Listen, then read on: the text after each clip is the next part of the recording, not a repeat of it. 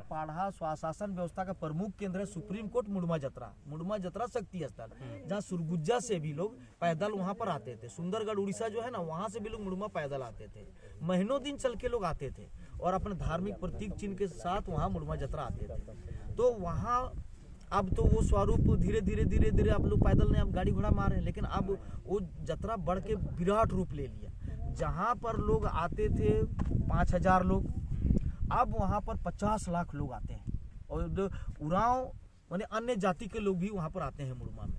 तो वहाँ से चल के जब बिशु सेंद्रा रखा गया तो बिशु सेंद्रा में 3 प्रस्ताव लाया गया। पहला प्रस्ताव आदिवासी धर्म, दूसरा प्रस्ताव आदि धर्म, तीसरा प्रस्ताव सरना धर्म।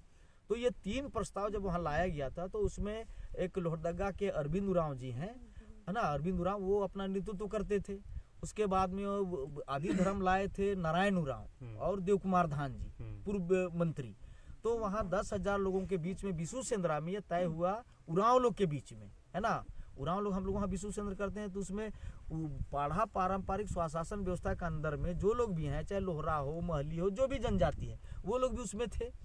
तो लेकिन बड़ा उरांव जाति होने के नाते जो प्रस्ताव हुआ तो उसमें 3 प्रस्ताव में पहला प्रस्ताव आया आदिवासी धर्म में कितने लोग हैं, हाथ उठाइए।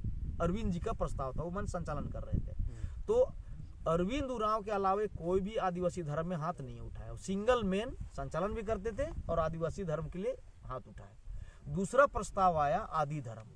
तो आदि धर्म के लिए जब अब लातेहार में दीनू उरांव लोग हैं, तो देवकुमार धान और दीनू उरांव लोग के 15-16 आदमी ही आदि धर्म में हाथ उठाया वहां जब प्रस्ताव हो रहा बिशु सेंद्रा में।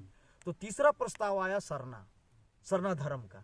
तो वहां जितना ये 15-16 को छोड़ के बाकी लोग एक हाथ नहीं उठाया, दोनों हाथ उठा के प्रस्ताव पारित किया। तब जो बेल थे